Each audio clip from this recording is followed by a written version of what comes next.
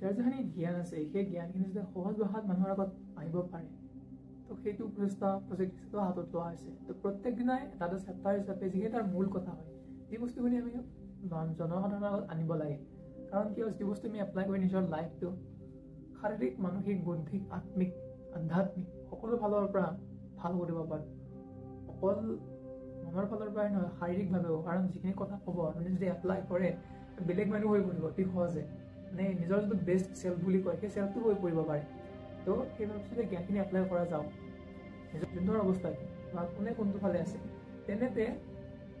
সঞ্জয়ে ক'লে যুদ্ধৰ কথা যে কোনটো পক্ষত কিমানখিনি সৈন্য আছে কোনটো পক্ষত কোন বীৰ আছে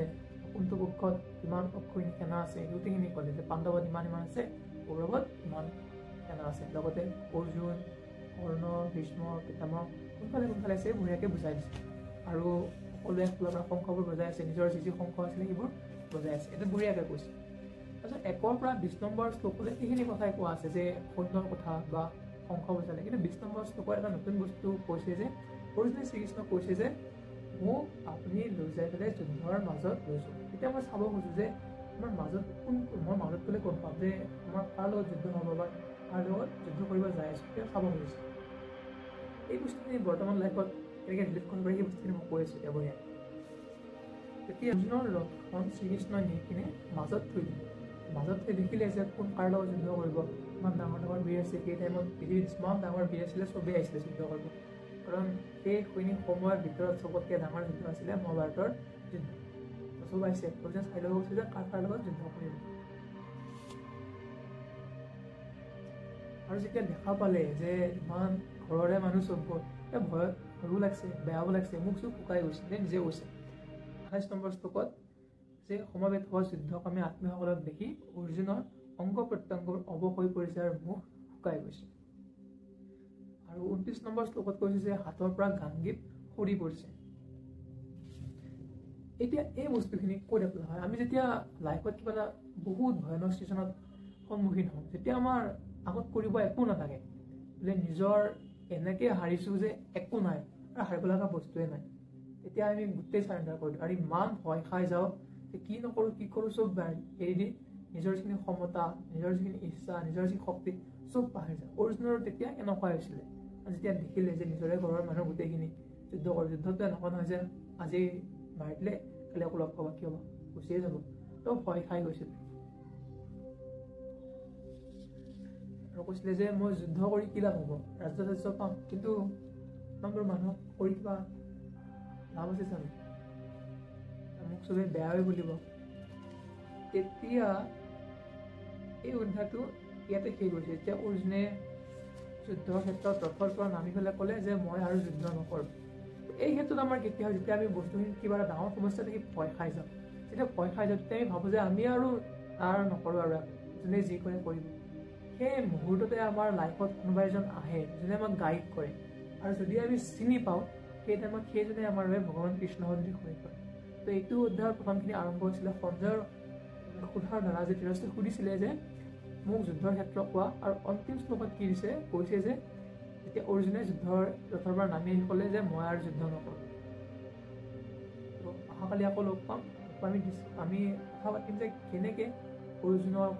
মনটো সলনি কৰিলে কেনেকৈ আমাৰ 18টা অধ্যায়ৰ সৃষ্টি হ'ল ঠিক আছে এই ভিডিঅ'টো সেইসকল লোকৰ আগত শ্বেয়াৰ কৰিব যোনে ভগৱান গীতা চায় বা যোনে নিজৰ লাইফটো চেঞ্জ কৰিব বিচাৰিছে কাৰণ কিয় মই সহজ ভাষাত কম যাতে সাধাৰণ মানুহে বস্তুটোখিনি বুজি পালে কি হ'ব এটলিষ্ট যদি মই 10টা কথাও কওঁ তেতিয়া দুটাও যদি নিজৰ লাইফত এপ্লাই কৰে তেতিয়া ভাল হ'ব কাৰণ আমি জ্ঞান শুনো কিন্তু তাৰ যেতিয়ালৈ নিজৰ এপ্লাই নকৰোঁ তেতিয়ালৈ আমাৰ লাইফত পৰিৱৰ্তন নাহে তো শুনক শুনি কিনে তাৰ যেতিয়া এপ্লাই কৰিব লাহে লাহে চেঞ্জ আহিব একেদিনে চেঞ্জ নাহে তেনেদৰে নহয় ন ৰাতিপুৱা টোপনি মাৰি ৰাতিপুৱা আকৌ উঠিব লাহে লাহে বস্তুবোৰ চেঞ্জ হয় চেঞ্জ হোৱাটো হ'বই তেতিয়া কি হ'ব যাক আপুনি ভাবিছে শ্বেয়াৰ কৰিব লাগে যাৰ আধ্যাত্মিক গুণ আছে বা আধ্যাত্মিক ফালে ৰাপ আছে তেওঁলোকৰ লগত এই ভিডিঅ'টো শ্বেয়াৰ কৰিব আৰু যাৰ লাইফৰ প্ৰগ্ৰেছ কৰিব ইচ্ছা আছে তেওঁলোকৰ লগতো ভিডিঅ' শ্বেয়াৰ কৰিব এতিয়া কুৱেশ্যনটো হৈছে যে মই এনেকুৱা ভিডিঅ' বনাইছোঁ কিন্তু এইটো ভাল হ'বনে বেয়া হ'ব এতিয়া ছ'চিয়েল মিডিয়াত বা বৰ্তমান যোনখিনি টেলিকাষ্ট হৈ আছে মেক্সিমাম বস্তু এনেকুৱা হয় যাতে আপোনাক ডিষ্ট্ৰেক্ট কৰিব পাৰে লাইফৰ পৰা ডিষ্ট্ৰেক্ট কৰি এনেকুৱা শ্বৰ্ট এণ্টাৰটেইনমেণ্ট আপোনাক এংগেজ কৰি ৰাখা যাতে লাইফটো ৰখি থাকক আৰু আপুনি এণ্টাৰটেইনমেণ্ট থাকক এতিয়া এই বস্তুটোহে একে সিহঁতে যেতিয়া বস্তুবোৰ ক্ৰিয়েট কৰিব বহুত মাছ লেভেলত কৰে আৰু যেতিয়া মাছ লেভেলত কৰিব কি হ'ব মানুহৰ তাত এফেক্ট কৰে এটা ঘটনা কৰিছিলে যে 100টা মানে যদি মিছা কথা এটা সঁচা বুলি কয় কথাটো সঁচা হয় যেন লাগে সেই একেদৰে যিটো মাছ লেভেলত বহুত মানুহে কৰি আছে মাছ লেভেল প্ৰডাকশ্যন কৰি আছে উল্টা তাৰপিছত কি হ'ব এই বস্তুটো বিয়পি পৰে কিন্তু যদি আমিও ভাল বস্তু এটা মাছ লেভেলত লৈ যাব পাৰোঁ প্ৰডাকশ্যন বা যিখিনি জ্ঞান আছে যিখিনি ভাল কথা যদি মাছ বহুত মানুহৰ তাত লৈ যাব পাৰোঁ তেতিয়া কি হ'ব আমাৰ অপশ্যন থাকিব বা চইচ থাকিব যে কোনখিনি চাম কোনখিনি নাচাম আৰু তেতিয়া আমি এটা চইচ লৈ ক'ব পাৰোঁ যে হয় আমি নিজৰ কৰ্তব্যখিনি কৰিছিলোঁ এটলিষ্ট যেতিয়া ছ'চিয়েল মিডিয়াত বেয়াৰ ফালে ঢাল খাই আছিলে আমি বহি থকা নাছিলোঁ নিজৰ যিখিনি কৰ্তব্য ক'ব পাৰি সেই কৰ্তব্য আমি কৰি আছিলোঁ আৰু ডিজিটেল যুগৰ আমি কি কৰ্তব্য নাই ডিজিটেল যুগৰ আমি যোদ্ধা ঠিক আছে কেনেকৈ যুদ্ধ কৰিছোঁ যেনেকৈ প্ৰযুক্তি দিছে বা যেনেকৈ আমাৰ সময় দিছে কেনেকৈ যুদ্ধ কৰিব বেলেগ নকওঁ ধৰক আপুনি 1600 খ্ৰীষ্টাব্দত আছে তেতিয়া আপোনাৰ স্কিল কি হ'ব স্কিলটো হ'ব যে ৰাতিপুৱা উঠা এনেকুৱা কিবা এটা কাম বিচৰা যাতে মই জীয়াই থাকিব পাৰোঁ সেই টাইমত যুদ্ধ বহুত হৈছিলে তো যুদ্ধখিনি জানিব লাগিব তৰল চলোৱা জানিব লাগিব ধনু চলোৱা জানিব লাগিব গুলি চলোৱা জানিব লাগিব আৰু সেইখিনি টাইমত সেইটো স্কিল আছিলে বৰ্তমান টাইমৰ স্কিলটো কি যে মানসিকভাৱে মানুহক ষ্ট্ৰং কৰা আৰু যোনে যোনটো স্কিল পাৰে সেইটো স্কিল কি হয় কাৰণ গীতাত নিজে কৈছে তোমাৰ যোনটো স্কিল আছে যোনটো ধৰ্ম আছে এনেকুৱা ধৰ্ম আছে সেই ধৰ্মখিনি ৰিলেট কৰি তুমি কৰ্মটো কৰা আৰু যিখিনি কৰ্ম কৰা